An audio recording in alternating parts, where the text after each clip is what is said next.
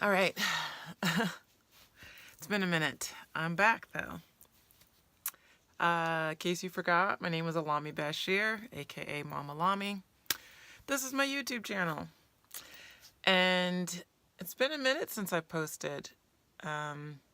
Maybe not like a long minute, but I think it's been a couple weeks or close to it. My last post was really, really difficult, as if you watched it, I'm sure you could see. So I just needed like a moment just to kind of regroup a little bit. And I have, so I'm back. I've been doing a lot of reflecting since that last post. Actually, a couple of things have happened since that last post. Like I said, it was really emotionally draining. And you guys have to understand that this relationship happened in 2017, and it's still very fresh, even though it's been 2 years. I mean, some people might say, "Oh, it's been 2 years, girl. Like, move on." And I'm moving on, but it doesn't take away from the difficulty of just kind of reliving all of these experiences. And obviously it activates a lot of stuff in me. So I just needed to kind of take a pause and regroup, and here we are. So something else happened since the last time I posted. I have talked to Lyle's mom, and I think I mentioned when Lyle was alive, he did essentially everything in his power to introduce me to all of the people that were really important to him. Or at least the people that were closest to him, I should say. And so I met several of his friends online, while we were video chatting, because we, again, video chatted around the clock. And so, he would be with his friends. Hey, this is my friend so-and-so. And, at every turn, I was meeting people. And his mom did not live in the same town as he did. So when she came to town, I was also introduced to her via video chat. I actually didn't meet her in person until the day of his funeral. And that is the most bizarre thing ever, to have heard so much about her. And Lyle would always say that, I reminded him of her. And she told me that he actually had shared that with her. So that was really sweet. And she's just such a beautiful lady. She really is. She's just such inside and out, just a beautiful, warm, this pure spirit. And I'm really glad to have met her. And although in the strangest of circumstances, we are tied together now. And so every now and again, I like to call and just kind of check on her and, say hello. And she had been on my heart for a long time to call, like for at least a couple of months. I've been wanting to call her. And as you can imagine, that's just not an easy call to make. And I had been going through a really difficult season of grieving over the holidays and to start this year. I mean, really moving through when I started this video channel. So I was really sensitive to not call her while I was in my own mess, and clearly talking to his mother who has lost her child. I mean, nothing can compare to that. I mean, I just pray that I never have to experience that. And so just wanting to be really sensitive to her place in space and not reactivate feelings in her that maybe she's successfully moving through. But, come to find out, I guess she was having kind of a similar feeling about me, wanting to reach out and just hadn't. So, as God would have it, we were able to talk. Was it last week? I think it was last week, or maybe week before last, actually. But we were able to talk and catch up and share stories. And I had been holding on to telling her some bits and pieces about our relationship our relationship even now, even after his death. Because the things that I am experiencing with him are, for some people, unbelievable. I mean, just to put it frank, he and I are still connected spiritually as more now than ever. I mean, we always had been from day one, but now more than ever. And he communicates with me, and it's very in very clear terms. And I did not know her well enough to know if I could trust her with sharing that aspect of my experience, and I'll tell you more about that. Actually, I'll talk more about that in much more detail in a later video. But I'll just say this. 2 days before Lyle passed, he told me he was an angel. And I know that sounds bizarre. It is bizarre. And even in the moment that he told me, it was bizarre. But I just kind of skated on through the moment as anybody would. We were on the phone, and as we were always on the phone, and we were talking about a whole bunch of things, and I remember him distinctly, out of the blue, babe, I'm an angel. And when he said it, babe, I'm an angel, I was like, oh yeah, because we weren't even talking about anything related. We were talking about something super random, totally off topic. And then he hits me with this, I'm an angel. And I'm like, oh yeah, babe, you're awesome. You're cool. I love you. Yeah, you're amazing. Da da da da da. And I just kind of shine on the moment, right? Just skated on past it. And then I remember that I had just got home and I was with my kids, and I think my daughter needed something. So I had to get off the phone quickly. And so, I was like, oh, babe, I'll call you back. And so a couple of hours later, we were back on the phone, and he says distinctly, he says, babe, I know we had to get off the phone abruptly, but I was trying to tell you that I'm an angel. Yeah, babe, you're amazing. You're awesome. Da da da da da. Again, just shined on right past through the moment. And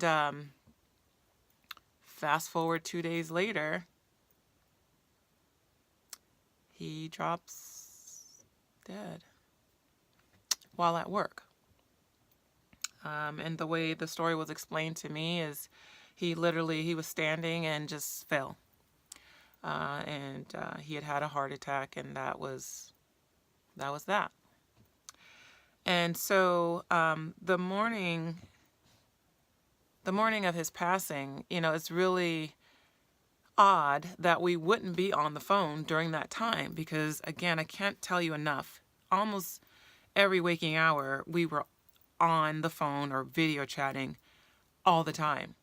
And so the fact that he had arrived to work and had not called me yet was telling. And maybe he was feeling some symptoms before the actual event. I'm not really sure why we weren't on the phone, but we weren't. And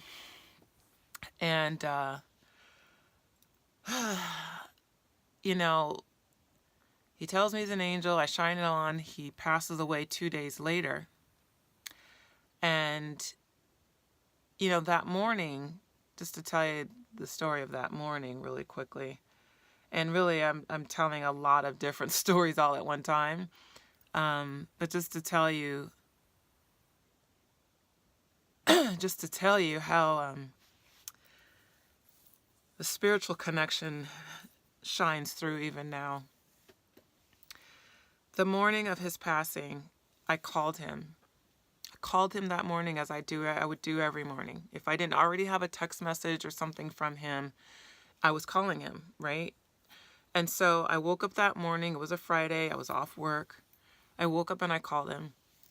I got no answer. And, I waited a little bit.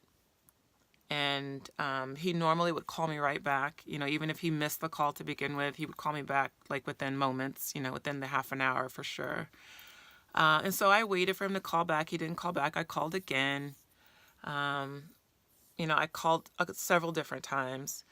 And then I'd waited, and I waited probably about an hour, and he still hadn't called back. And that was really unusual. Because even if he had a meeting at work or something, it wouldn't have been that long, and then he would call or text me right away. And so I hadn't heard from him that morning. And so I go on to Facebook, and I'm like, well, has he been on Facebook? Is he awake? Is he up for the day? I go on to Facebook, and I recall that he had posted something. And so I'm like, okay, well, he's up. And I just, kind of waited for his call back.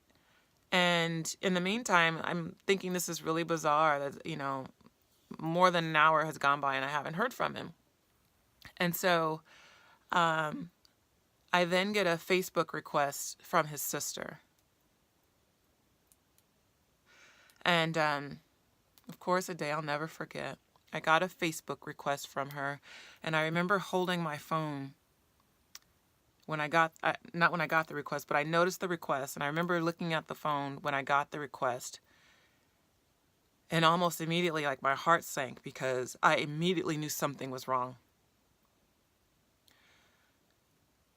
I immediately knew something was wrong, and so when I got the friend request, I accepted it, and I literally held the phone waiting for her communication because I knew she wanted to talk to me. And so I held the phone and I waited, and bam, it came through. She messaged me to call her. And so, of course, I call, and my first question was, I remember saying, "Hey, Tori, how are you doing?" or something to that effect. And I said, "Is Lyle okay?" The first sentence is, "Lyle okay?" And I don't even really remember what she said, to be honest. I have no idea exactly what she said. I just remember her talking. And it's so strange because I really don't remember what she said. And I'm pretty sure she never really told me he passed. I remember asking if he was okay, and I know she said no. And then I remember her crying. And it's all kind of blurry. And I think I remember telling her, like, to tell me, like she wouldn't say it. And I think I remember her asking her to tell me, like, what's the matter? How is he doing? And she wouldn't say it. And then she said, I don't remember the words she said, but she obviously told me that he had passed away. And in that moment, like precisely in that moment, I heard him say to me, and I don't know why I always liken it to this ear. It wasn't like I heard his voice outside in the environment loud, but I heard him say, "I'm of more value to you now than I could have been before." I heard him say that. But in that moment, I'm listening to what she's saying. I'm somewhat aware that I heard him say that. And when I say somewhat aware, I wasn't willing to accept. My brain, of course, could not transition to that fast to him being a spirit communicating with me in that moment. In that moment, I felt like my brain was just kind of fragmenting because I'm hearing this really awful news, and then I heard his voice say that. And it was almost like in my mind, like I started, like I didn't visually or literally do this, but like the inner vision in my head was like doing this, like hitting that thought out of my head. Like, where is that coming from? Because clearly it was incongruent with what I was feeling, which was sheer devastation. So that is the first moment that I know that he communicated with me. Now, again, in that moment, I am, my brain is moving this fast, and I'm trying to understand and accept and honor what she's saying. And then I'm recognizing I just felt his presence in that thought come into my mind. But I'm like, that can't be my thought, because that's not what I'm thinking. That's not what I'm thinking. And so, I moved through that particular moment, just kind of chalking it up to I'm grieving. I'm devastated. This is an extension of that devastation. And so, of course, the days preceding after that, I was a mess. I was a mess. And I had to take some time out from life, from work, from parenting. And I went to Costa Rica for 17 days. I actually went on vacation for 30 days. I spent some time in Los Angeles. I went to Essence Fest. And again, this is all just to check out of my reality and try to engage something else. I was trying to find my feet and find my grounding and find some peace. And I made myself go to Essence Fest because he and I had talked about going. And I just saw it as a way to deal. And so I went to LA, I spent some days in New Orleans, and then I went to Costa Rica for 17 days. And this was in July of 2017. And when I went to Costa Rica, I literally spent all day at the beach just looking at the water, crying into the ocean. At least 3 hours a day, on average 4 to 5. Constant, just nonstop, just staring at the ocean like television. Not looking at the people, just staring at the beyondness of the ocean. And it was in that time and during those days that I began to revisit that thought I had that day that he passed. And I remember saying out loud, if you want to communicate with me, I'm not going to be afraid. Yeah. Like I remember having a conscious thought about that. That if this is you wanting to reach out to me in non-physical form, I'm not going to push you away. And I know I intentionally, after that first thought the day that he passed, I intentionally moved all of that away from my awareness. And it's really difficult to talk about it if you've never experienced anything similar, because it's unbelievable. And I know that. So to backtrack toward talking with his mom and finally being able to share these stories with her, and there are many more stories to tell about how he continues to communicate with me even now. So it was really nice to be able to talk to her and to tell that truth and to be accepted and believed. I mean,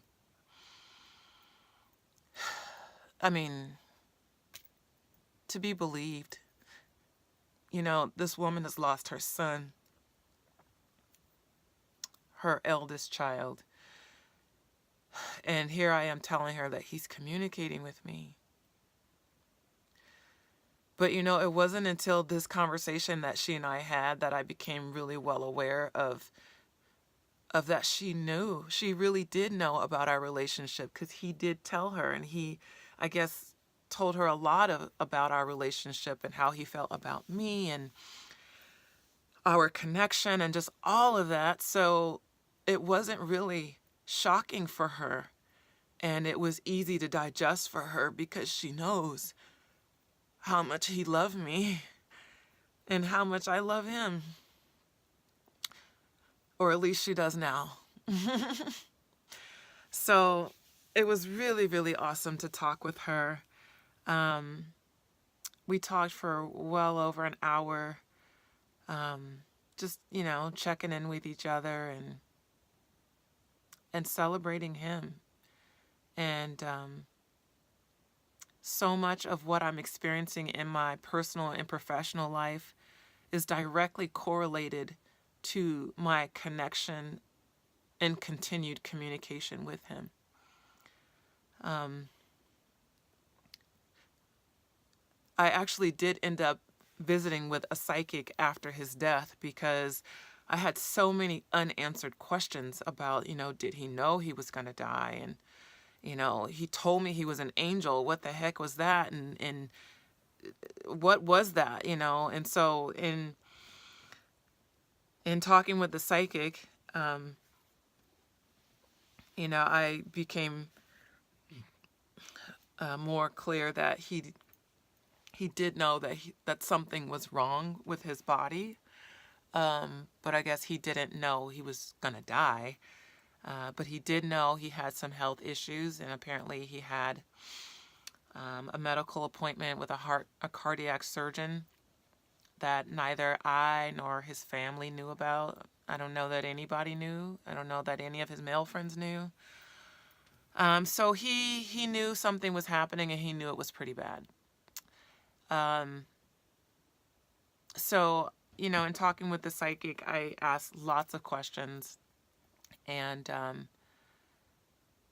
she was communicating with him. And if you want to know how I know,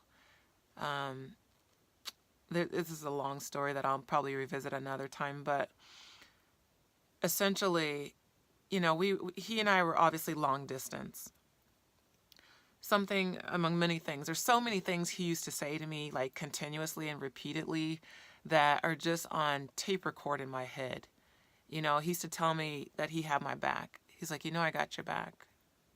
I got your back. Like anytime I was going through something at work or with anybody about anything, he just always, I got your back. All the time. And then he tells me he's an angel 2 days before he passed. I had to ask the psychic about that, and she basically said, he doesn't remember that. He doesn't remember saying that. And what she believes happened was that another spirit took over his body to communicate that to me, so that now that he's not present, I know that he's present.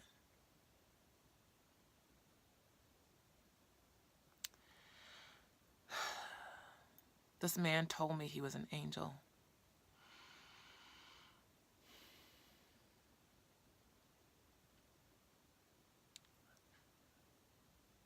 Not once, but twice. And I just brushed past it both times, as anybody would. And then he comes to me the day of his passing to tell me he's of more value to me. Even now, I can intellectualize it now, but value to me emotionally, that doesn't have an equivalent for me emotionally. So, I have a guardian angel. I know his name. I know what he looks like. I know that he loves me. And I know that he's got my back. And that's how I'm able to embrace my life with so much courage and fearlessness, is because he communicates with me regularly and often, even now. And so I shared this story, and there's another story that I'll share. on another video, but I have a guardian angel, like a real life one. And I know there'll be some viewers and some people, maybe even some of his friends and family, that think that this is just make-believe.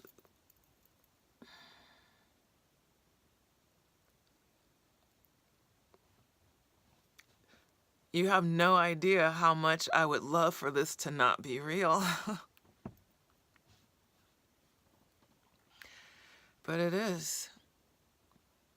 He communicates with me, he comforts me, he's guiding me.